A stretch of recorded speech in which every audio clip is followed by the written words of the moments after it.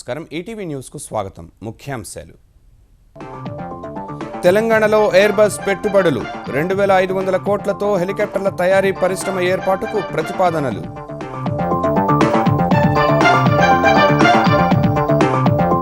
అమరావతిలో శరవేగంగా తాత్కాలిక సచివాలయ నిర్మాణ పనులు నిర్ణీత గడువుకు ముందే పూర్తవుతాయన్న నారాయణ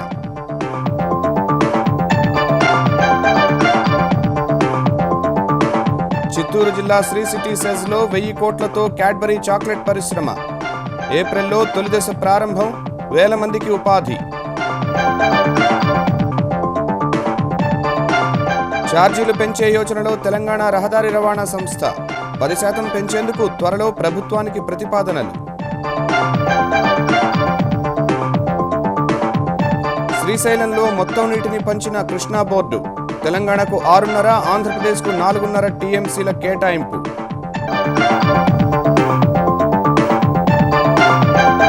ఇస్లాం శాంతి సామరస్యానికి నిదర్శనమన్న ప్రధాని, ఉగ్రవాదంపై పోరుకు మతంతో సంబంధం లేదని ప్రపంచ సూఫీ సదస్సులో స్పష్టీకరణ.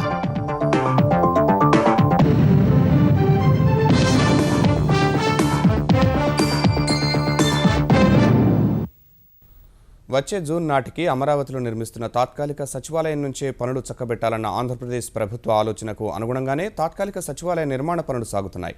నిర్ణీత గడువుకు ముందే సచివాలయం నిర్మాణం పూర్తి చేస్తామని గుత్తేదారులు చెబుతుంటే ప్రస్తుతం పనులు సాగుతున్న తీరును పరిశీలిస్తే జూన్కు ముందే పనులు పూర్తవుతాయని ప్రభుత్వం స్పష్టం చేస్తోంది.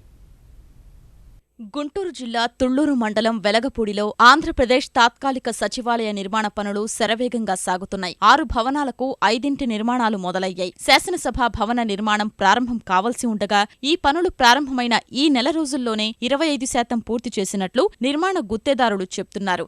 ఇదే సమయంలో నాణ్యతలో ఎలాంటి రాజీ పడకుండా నేల స్వభావాన్ని పరిగణలోకి తీసుకుని భూమిలో రాయి తగిలే వరకు పునాదులు తీసి అక్కడ్నుంచి కాంక్రీట్ స్తంభాలు వేస్తున్నారు. ప్రస్తుతం నిర్మిస్తున్న భవనాల కోసం 10,000 టన్నుల ఉక్కు, 60,000 ఘనపు మీటర్ల కాంక్రీట్ వినియోగిస్తుండగా సుమారు 20 భారీ రిగ్గులు, 20 భారీ క్రేన్లు, ఇతర ఆధునిక యంత్రాలతో రేయింబవళ్లు పనిచేస్తున్నారు. వందల సంఖ్యలో కార్మికులు నిరంతరాయంగా శ్రమిస్తున్నారు. మొత్తం 6 భవనాలకు 1109 పైల్స్ వేస్తున్నారు. లోతుకు తవ్వే క్రమంలో మట్టి పెళ్లలు విరిగిపడకుండా బెంటోనైట్ క్లే అనే పదార్థాన్ని వాడుతున్నారు. కాంక్రీట్ వేసేందుకు ట్రైమీ పైప్ కాంక్రీటింగ్ విధానం అనుసరిస్తున్నారు. ఇప్పటికీ 560 పైల్స్ నిర్మాణాలు పూర్తయ్యాయి. మార్చి నెలాఖరుకి పునాదుల నిర్మాణం పూర్తి చెయ్యాలని, మే 15 నాటికి మొదటి అంతస్తు స్లాబ్, మే నెలాఖరుకు 2వ అంతస్తు స్లాబ్ నిర్మాణం పూర్తవుతాయని ఈ పనుల్ని పరిశీలించిన ఆంధ్రప్రదేశ్ పురపాలక శాఖ మంత్రి నారాయణ చెప్పారు. అగ్రిమెంట్ అండర్ అగ్రిమెంట్ లో 6 నెలల్లో అని పెట్టున్నా 4 నెలల్లో పూర్తి చేయాలని చెప్పడం జరిగింది. వాళ్ళు కమిట్మెంట్ ప్రకారం చేస్తున్నారు. ఏప్రిల్ 5th కి ఫైల్స్ అయిపోయినా ఆ తర్వాత 15 రోజుల్లో ఆ ప్లింత్ బీమ్ వర్క్ అవుతుంది. లెవెలింగ్ వర్క్ తర్వాత 15 రోజుల్లో ఏప్రిల్ 20కి లెవెలింగ్ అయిపోయినా తర్వాత ఒక 15 రోజుల్లో ఫస్ట్ ఫ్లోర్, తర్వాత 15 రోజుల్లో ఫస్ట్ ఫ్లోర్ చేస్తారు. సైమల్టేనియస్ గా ప్యారలల్ గా ఒక్కొక్క ఫ్లోర్ అయిపోతుంటే దాన్ని ఫినిష్ చేసేటట్టుగా వాళ్ళు ప్లాన్ చేసుకున్నారు. వాళ్ళైతే చెప్పడం ఏంటంటే జూన్ 15th కంటే కూడా ఒక 1 వీక్ ముందే ఇస్తామంటున్నారు. సుమారు 201 కోట్ల రూపాయలతో ఈ నిర్మాణాలు చేస్తూ ఉండగా అలంకరణలు, ఫర్నిచర్, భవన సముదాయం వెలుపల రహదారులు, విద్యుత్ సౌకర్యం, నీటి సరఫరా వ్యవస్థ ఏర్పాటుకు మరో 100 కోట్ల రూపాయల వరకు అవసరమవుతాయని అంచనా వేస్తున్నారు. వచ్చే జూన్ నాటికి సచివాలయాన్ని నూతన రాజధాని అమరావతికి తరలించే దిశలో ఆంధ్రప్రదేశ్ సర్కార్ చేపట్టిన కసరత్తు కొలిక్కి వస్తోంది. ఈ మేరకు నిర్ణీత గడువులోపే అమరావతికి వెళ్లేందుకు ఉద్యోగులు అంగీకరించినట్టు తెలుస్తోంది. ఇందుకు ఉద్యోగులు కోరినట్టు 5 రోజులు పనిదినాలు చేసేందుకు ఆంధ్రప్రదేశ్ ప్రభుత్వ ప్రధాన కార్యదర్శి టిఎస్ టక్కర్ అంగీకరించారని తెలుస్తోంది. ఉద్యోగులు మాత్రం వసతులు, ఆర్థిక ప్రయోజనాల విషయంలో తాము కోరిన డిమాండ్లకు అంగీకరిస్తేనే జూన్ 15 లోపు రాజధాని అమరావతి తరలి వెళ్లేందుకు సిద్ధంగా ఉన్నామని ఆంధ్రప్రదేశ్ సచివాలయ, ఎన్జీఓ ఉద్యోగ సంఘాలు స్పష్టం చేశాయి. ఉద్యోగుల తరలింపులో తాము లేవనెత్తిన అంశాల పురోగతిపై హైదరాబాద్లో పురపాలక శాఖ మంత్రి నారాయణతో సంఘాల నేతలు చర్చించారు. భవనాల నిర్మాణం, స్థానికత, ఆర్థిక ప్రయోజనాలపై ఓ మార్గసూచిని ప్రకటించాలని వారు కోరగా ముఖ్యమంత్రి చంద్రబాబు స్థాయిలో చర్చించి తుది నిర్ణయం ప్రకటించాలని ప్రభుత్వాన్ని కోరినట్లు ఆంధ్రప్రదేశ్ ఎన్జీఓల సంఘం అధ్యక్షుడు అశోక్ బాబు తెలిపారు. అవసరమైతే సోమవారం సమావేశం అయిన తర్వాత ముఖ్యమంత్రి గారిని రిక్వెస్ట్ చేసి ముఖ్యమంత్రి స్థాయిలో ఒక సమావేశం ఏర్పరిచి ఈ షిఫ్టింగ్ మీద ఎంప్లాయీస్ సమస్యల్ని షిఫ్టింగ్ ఏ విధంగా అవ్వాలనేది వెంటనే పరిష్కరించాలని చెప్పి మేము ప్రభుత్వాన్ని కోరుకుంటున్నాం. చిత్తూరు జిల్లా శ్రీ సిటీ సెజ్లో 1000 కోట్ల రూపాయల పెట్టుబడితో నెలకొల్పాల్సిన Mondelez international Cadbury chocolate factory తొలిదశ ఏప్రిల్ 25న ప్రారంభం కానుంది. 134 ఎకరాల్లో ఏర్పాటైన ఈ కర్మాగారం ఆసియా పసిఫిక్లోనే అతిపెద్ద చాక్లెట్ కర్మాగారమని క్యాడ్బరీ ప్రతినిధులు తెలిపారు. Make in India, made in Andhra Pradesh విధానంలో భాగంగా ఈ పరిశ్రమను ప్రారంభిస్తున్నామని తెలిపారు.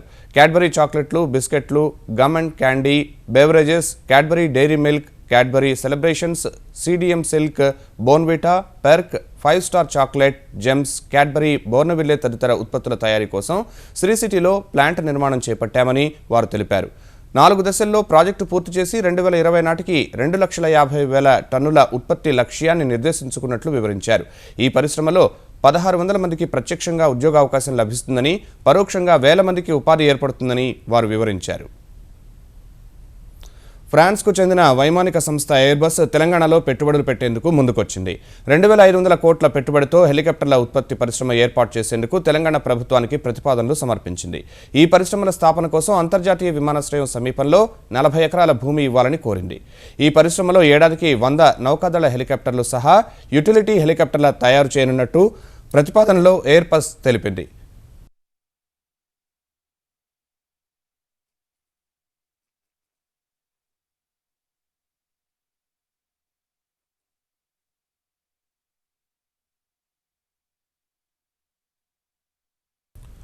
రెండు 2016-17 ఆర్థిక సంవత్సరం 2 లక్షల 2 పడక గదుల ఇళ్ల నిర్మాణం చేపడతామని బడ్జెట్లో ప్రతిపాదించిన తెలంగాణ సర్కార్ ఇందుకు అవసరమైన నిధుల కోసం ప్రత్యామ్నాయ మార్గాలపై దృష్టి పెట్టింది. ఇందులో భాగంగా ప్రైవేటు నిర్మాణ సంస్థలను భాగస్వాములను చేసి ప్రభుత్వంపై భారం పడకుండానే పేదలకు 2 పడక గదుల ఇళ్లు నిర్మించి ఇవ్వాలని భావిస్తోంది. ఇందులో భాగంగా నగరాలు, పట్టణాల్లో ఉన్న ప్రభుత్వ భూములను గుర్తించి ప్రైవేటు నిర్మాణ రంగ సంస్థలకు అప్పగించి ఆ భూమిలో 50% ఇళ్లను పేదలకు కేటాయించి మరో 50% అమ్ముకునేందుకు అవకాశం ఇవ్వాలని భావిస్తోంది. మరిన్ని స్థిరాస్తి సంస్థలు ముందుకు వస్తే ఏడాదికేడాది చెల్లించే యాన్యుటీ పద్ధతిలో ఇళ్ల నిర్మాణం చేపట్టాలని యోచిస్తోంది. ఇటీవలే నిర్మాణ సంస్థలతో నిర్వహించిన సమావేశంలో తెలంగాణ పురపాలక మంత్రి కేటీఆర్ 2 కొత్త ప్రతిపాదనలు నిర్మాణ సంస్థలకు ప్రతిపాదించారు. ఈ మేరకు హైదరాబాద్లో 64.34 ఎకరాలు, రంగారెడ్డి జిల్లాలో 542.24 ఎకరాలు, మెదక్ జిల్లాలో 70 ఎకరాలను GHMC అధికారులు గుర్తించారు. అయితే ఏ విధానాల్లో ఇళ్ల నిర్మాణం చేపట్టాలనే అంశంపై 1-2 రోజుల్లో స్పష్టత వచ్చే అవకాశం ఉంది. శ్రీశైలం జలాశయంలో ప్రస్తుతం ఉన్న నీటిని రుతుపవనాలు వచ్చే వరకు వాడుకునే విధంగా కృష్ణా యాజమాన్య బోర్డు ఆంధ్రప్రదేశ్, తెలంగాణలకు పంచింది. తెలంగాణ రాష్ట్రానికి 6.5, ఆంధ్రప్రదేశ్కు 4.5 TMCల నీటిని కేటాయించింది. ఇరు రాష్ట్రాల తాగునీటి అవసరాలు, అందుబాటులో ఉన్న నీటి వినియోగంపై చర్చించిన కృష్ణా యాజమాన్య బోర్డు తన నిర్ణయాన్ని తెలపగా జలాల పంపిణీపై రూపొందించిన నోట్పై ఏకాభిప్రాయం కుదరలేదు. ప్రభుత్వంతో చర్చించిన తర్వాతే తన అభిప్రాయం చెబుతానని తెలంగాణ ఇంజనీరింగ్ చీఫ్ మురళీధర్ తెలపగా తాగునీటి అవసరాలు దృష్టిలో పెట్టుకుని బోర్డు చైర్మన్ అనుమతితో నీటి పంపకాలపై నిర్ణయం తీసుకుంటున్నట్లు కార్యదర్శి ఆర్కే గుప్తా ఉత్తర్వుల్లో పేర్కొన్నారు. శాంతి సామరస్యాలే ఇస్లాం గొప్పతనమని ప్రధాని నరేంద్ర మోదీ అన్నారు. ప్రపంచ సూఫీ ఫోరం మొదటి సమావేశంలో పాల్గొన్న ఆయన అల్లాతో సంబంధం లేని వ్యక్తులు ఆ పేరు చెప్పుకుని విధ్వంసానికి పాల్పడుతున్నారన్న మోదీ ఉగ్రవాదంపై పోరు ఏదో ఒక మతానికి సంబంధం లేనిదని అభిప్రాయపడ్డారు. మానవత్వానికి, వినాశకారులకు మధ్య జరుగుతున్న పోరుగా గుర్తించాలని పిలుపునిచ్చారు. ఢిల్లీలో జరిగిన మొదటి ప్రపంచ సూఫీ ఫోరం సమావేశానికి హాజరైన ప్రధాని నరేంద్ర మోదీ మానవత్వ విలువలకు ప్రమాదం పొంచి ఉన్న సమయంలో ఇలాంటి సమావేశాలు సమాజానికి సద్భావన కలిగిస్తాయన్నారు. వినాశనభూతం తరుముకొస్తుండగా తుపాకీ చేతపట్టిన యువతరాన్ని సన్మార్గంలో నడిపించేందుకు ఇలాంటి సదస్సులు సహకరిస్తాయని అన్నారు. సూఫీయిజం ఇస్లాం నియమాలకు, మానవతా విలువలకు కట్టుబడి ఉందన్న మోదీ ప్రపంచాన్ని వణికిస్తున్న ఉగ్రవాదంపై పోరు ఏ మతానికి సంబంధం లేదని అన్నారు.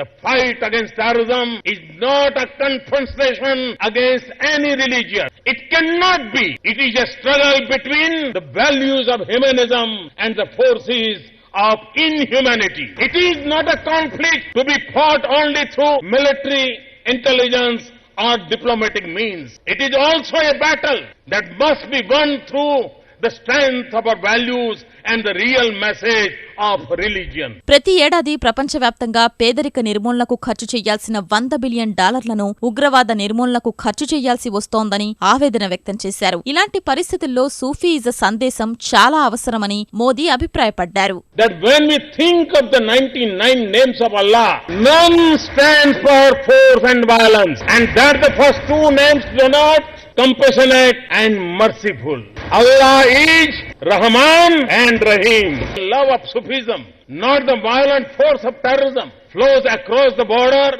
This region will be the paradise on earth Amir Khusro spoke about. Terrorism divides and destroys us. Indeed, when terrorism and extremism have become the most destructive force of our times, the message of Sufism is global relevance. వైవిధ్యమైన వర్గాలు ఉన్న భారత్ శాంతిని విరాజిల్లేందుకు ఎప్పుడూ ముందు వరుసలో ఉంటుందని మోదీ అన్నారు. శాంతి స్థాపనకు కృషి చేసే దేశాలకు ఎప్పుడూ చేయూతనిస్తామని భరోసా ఇచ్చారు. శాంతి ఉన్న చోటే అభివృద్ధి, ఆనందం ఉంటుందని అన్నారు. Like the strings of sitar that each produces a note but come together to create a beautiful melody. This is the spirit of India. This is the strength of our nation. All our people, Hindus, Muslims, Sikhs, Christians, Jains, Buddhists, the micro-minority of Parsis, believers, non-believers are an integral part of India. ప్రధానమంత్రి మోదీ వేదికపైకి వెళుతున్నప్పుడు ప్రేక్షకుల స్థానాల్లో కూర్చున్న వ్యక్తులు భారత్ మాతాకి జై అంటూ నినదించగా అదే వేదికపై సాగిన సూఫీ ఖవ్వాలీని మోదీ ఆస్వాదించారు. అమెరికా అధ్యక్ష ఎన్నికల్లో H-1B వీసాలపై తీవ్రమైన చర్చ జరుగుతున్న వేళ 2017 సంవత్సరానికి కొత్తగా వీసాలు కావాలనుకునేవారు ఏప్రిల్ 1 నుంచి దరఖాస్తు చేయాలని అమెరికా ప్రభుత్వం ప్రకటించింది. సైన్స్, ఇంజనీరింగ్, కంప్యూటర్ ప్రోగ్రామింగ్ రంగాల్లో ఉన్నత స్థాయి విదేశీ ఉద్యోగుల కోసం అమెరికా సంస్థలు వీసాల్ని వినియోగిస్తున్నాయి.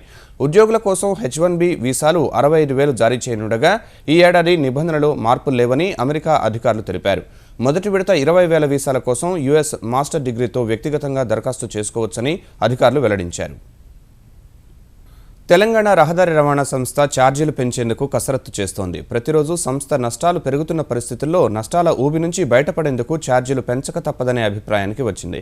సిబ్బందికి వేతనాలు పెంచడం ద్వారా సంస్థకు ఆర్థికంగా భారంగా మారడం, రోజురోజుకు పెరుగుతున్న నిర్వహణ నష్టాలు తట్టుకోవాలంటే ఛార్జీలు పెంచడం మినహా మరో ప్రత్యామ్నాయం లేదన్న నిర్ణయానికి ఆర్టీసీ యాజమాన్యం వచ్చింది. ఈ అంశంపై ఇప్పటికే పలుమార్లు తెలంగాణ ప్రభుత్వ దృష్టికి తీసుకువెళ్లినప్పటికీ ఛార్జీల పెంపునకు అనుమతి లభించలేదు. తెలంగాణ ఆవిర్భవించిన కొన్నాళ్లకే ఛార్జీలు పెంచితే అపప్రద వస్తుందని ప్రభుత్వం భావించింది. 2013 అక్టోబర్ తర్వాత ఛార్జీలు పెంచలేదనే విషయాన్ని గుర్తు చేస్తూ 10% ఛార్జీలు పెంచేందుకు అవకాశం ఇవ్వాలంటూ మరోసారి ప్రభుత్వాన్ని కోరాలని ఆర్టీసీ కసరత్తు చేస్తోంది.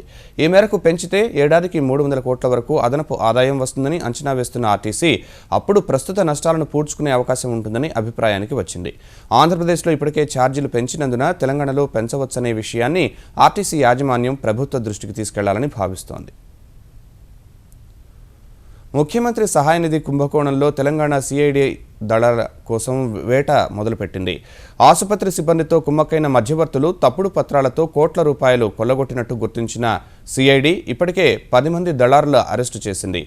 మరో 13 మంది కోసం గాలింపు ముమ్మరం చేసింది. దళారులకు సహకరించిన ఆసుపత్రి సిబ్బంది, నకిలీ రోగులపై దృష్టి పెట్టిన సిఐడి ఈ కుంభకోణంలో 100 మందికి పైగా అరెస్టు చేసే అవకాశం ఉంది.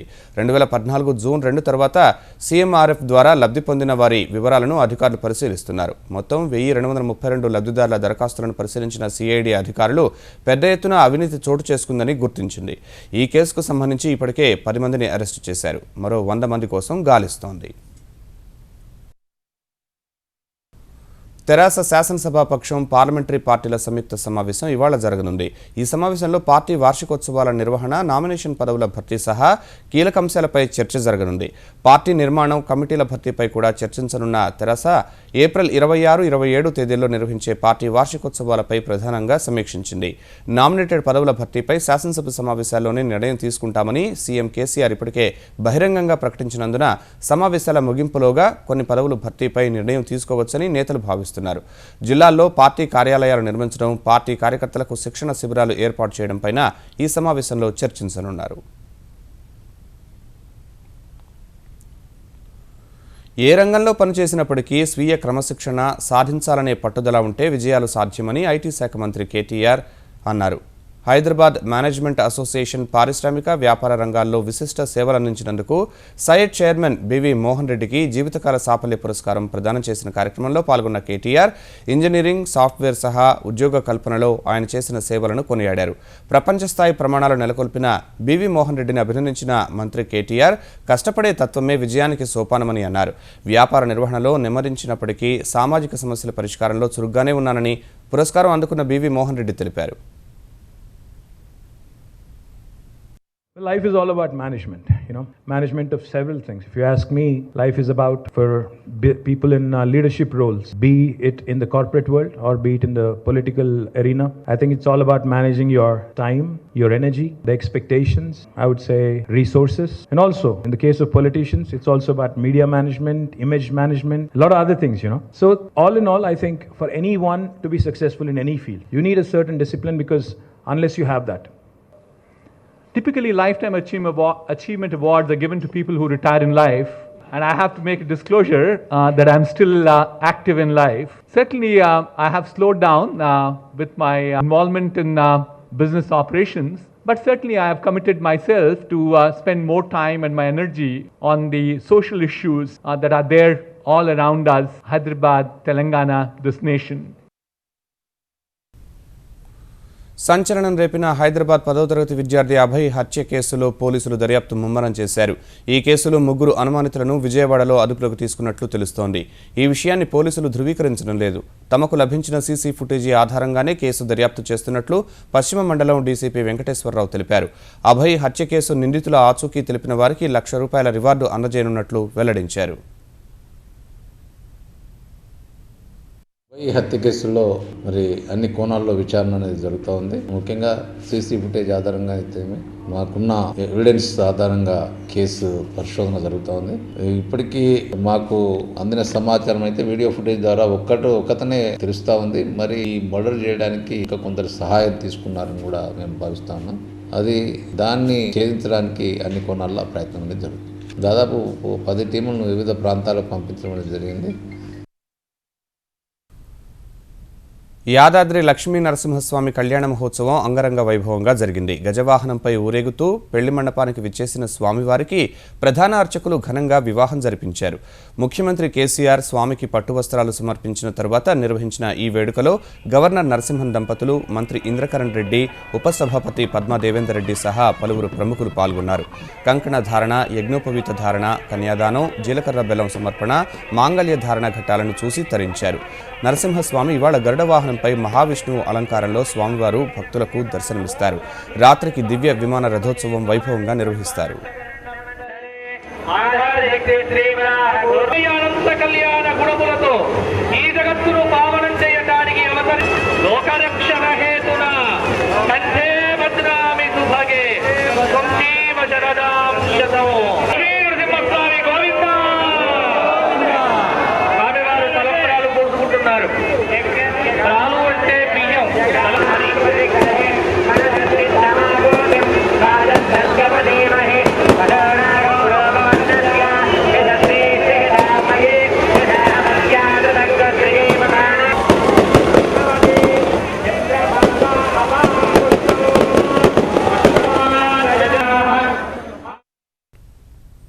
విద్యా ఉద్యోగ అవకాశాల్లో రిజర్వేషన్ల కోసం పోరాడుతున్న జాట్లు మరోసారి ఉద్యమానికి సిద్ధమైన వేళ హర్యానా సర్కార్ వారిని చర్చలకు ఆహ్వానించింది.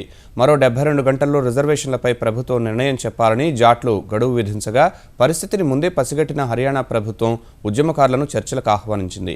ప్రభుత్వ ప్రధాన కార్యదర్శి, డీజీపీ జాట్ నేతలతో చర్చలు జరపనున్నారు.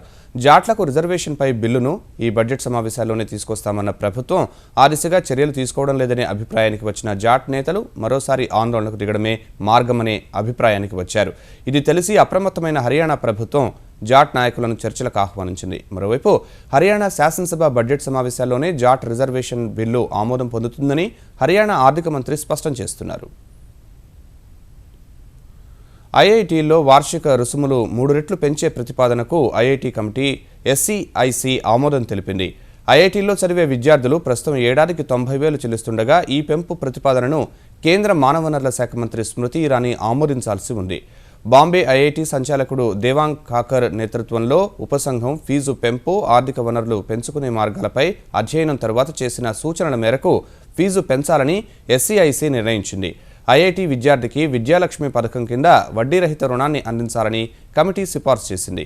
ఈ సిఫార్సులు అమల్లోకి వస్తే విదేశీ విద్యార్థులు కూడా $10,000 రుసుము చెల్లించాలి.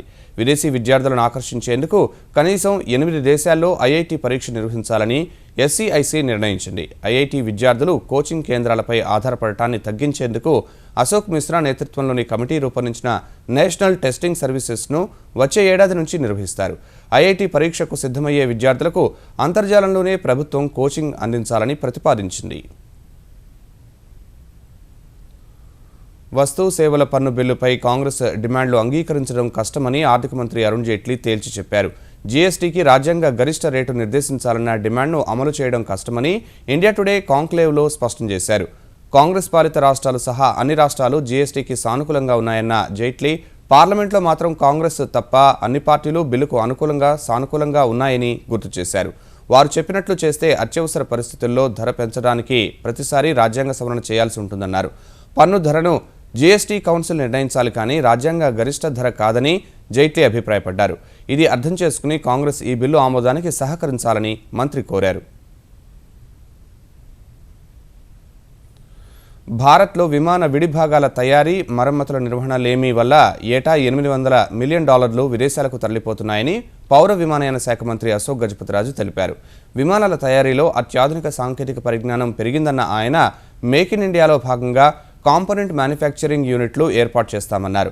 దేశీయ విమాన రంగంలో గత ఏడాది 20% వృద్ధి సాధించినట్లు పౌర విమానయాన శాఖ వెల్లడించింది. ఈ ఆర్థిక విధానాన్ని ప్రోత్సహిస్తుంది, ఆర్థిక విధానం నుంచి లాభం పొందుతుంది. ఎంతవరకు ఎంత బిజినెస్ జరిగిందో ఎండ్ ఆఫ్ దీనికి మనకు ఒక అవగాహన. దేశవ్యాప్తంగా యాక్టివిటీని మనం పెంచాలి. 7 రాష్ట్రాలు కూడా పాల్గొంటున్నారు. ఆ 7 రాష్ట్రాలు ఇక్కడి నుంచి పెట్టుబడులు కోరుతూ ఉంటారు. రాష్ట్రానికి వారు మాట్లాడినా మనం ప్రోత్సహిస్తాం. కేంద్రంలోని ఎన్డీఏ ప్రభుత్వాన్ని తాము రిమోట్ కంట్రోల్లా నడిపిస్తున్నామంటూ వస్తున్న విమర్శలను రాష్ట్రీయ స్వయం సేవక్ సంఘ్ తోసిపుచ్చింది. కాంగ్రెస్ సహా ప్రజాస్వామికంగా అధికారంలో ఉన్న ఏ ప్రభుత్వానికైనా సలహాలు, సంకేతాలు మాత్రమే తాము అందజేస్తామంటారని ఆర్ఎస్ఎస్ సంయుక్త ప్రధాన కార్యదర్శి దత్తాత్రేయ హోసబలే అన్నారు. ఇండియా టుడే సదస్సులో పాల్గొన్న హోసబలే నరేంద్ర మోదీ ప్రభుత్వం విషయంలో సంఘ్ రాజ్యాంగేతర శక్తిగా వ్యవహరిస్తోందన్న వ్యాఖ్యలను ఖండించారు. భాజపాలో అనేక మంది సంఘ్ స్వయం సేవకులు చురుగ్గా సేవలందిస్తున్నారన్న ఆయన వారంతా ఆర్ఎస్ఎస్ సిద్ధాంతాలకు కట్టుబడి ఉన్నారని తెలిపారు. భాజపా నేతలను తమ కుటుంబ సభ్యులుగా అభివర్ణించిన హోసబలే సలహాల కోసం వస్తే ప్రేమను పంచడమే తప్ప రిమోట్ కంట్రోల్లా నియంత్రించడం ఎలా అవుతుందని ప్రశ్నించారు. వాజ్పేయి, మోదీ లాంటి 2 ప్రధానులను తయారు చేసినందుకు తాము గర్విస్తూ ఉంటామని అన్నారు. రుణ ఎగవేతదారులెవరూ ఏ సంస్థ బోర్డులో సభ్యులుగా కొనసాగడానికి అర్హులు కారని భారత సెక్యూరిటీస్ అండ్ ఎక్స్చేంజ్ బోర్డు తెచ్చిన నిబంధనతో రాజ్యసభ సభ్యుడు ప్రముఖ వ్యాపారవేత్త విజయ్ మాల్యా పదవులకు ఎసరు తెచ్చింది. ఈ మేరకు IPL franchisee Royal Challengers Sports Private Limited director పదవికి మాల్యా రాజీనామా చేశారు. ఇందుకు సంబంధించి ఫ్రాంచైజీ అధికారులు భారత క్రికెట్ బోర్డుకు లేఖ రాశారు. మాల్యా స్థానంలో యునైటెడ్ స్పిరిట్స్ అధ్యక్షుడు chief marketing officer Amrit Thomas RCB చైర్మన్గా వ్యవహరించనుండగా మాల్యా గౌరవ చీఫ్ మెంటర్గా వ్యవహరిస్తారు. మాల్యా కుమారుడు సిద్ధార్థ్ మాత్రం బోర్డులో కొనసాగుతారని బీసీసీఐ ఉన్నతాధికారి ఒకరు చెప్పారు. మాల్యా రాజీనామాతో ఇప్పటికిప్పుడు యాజమాన్యంలో పెద్దగా మార్పులు ఉండబోవని ఆడమ్స్ భారత క్రికెట్ బోర్డుకు స్పష్టం చేశారు. ముఖ్యాంశాలు మరోసారి. తెలంగాణలో ఎయిర్ బస్ పెట్టుబడులు 2500 కోట్లతో హెలికాప్టర్ల తయారీ పరిశ్రమ ఏర్పాటుకు ప్రతిపాదనలు.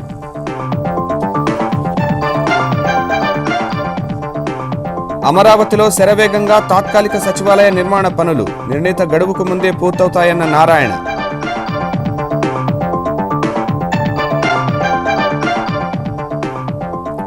చిత్తూరు జిల్లా శ్రీ సిటీ సెజ్లో 1000 కోట్లతో క్యాడ్బరీ చాక్లెట్ పరిశ్రమ ఏప్రిల్లో తొలిదశ ప్రారంభం, 1000 మందికి ఉపాధి.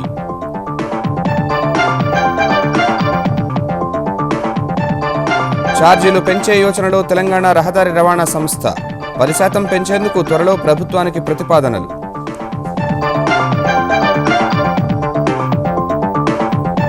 శ్రీశైలంలో మొత్తం నీటిని పంచిన కృష్ణా బోర్డు తెలంగాణకు 6.5, ఆంధ్రప్రదేశ్కు 4.5 టీఎంసీల కేటాయింపు.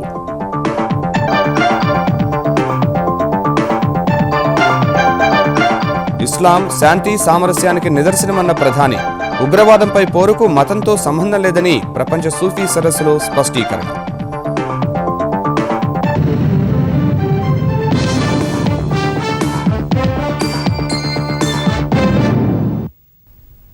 ఈటీవీ న్యూస్ సమాప్తం. నమస్కారం.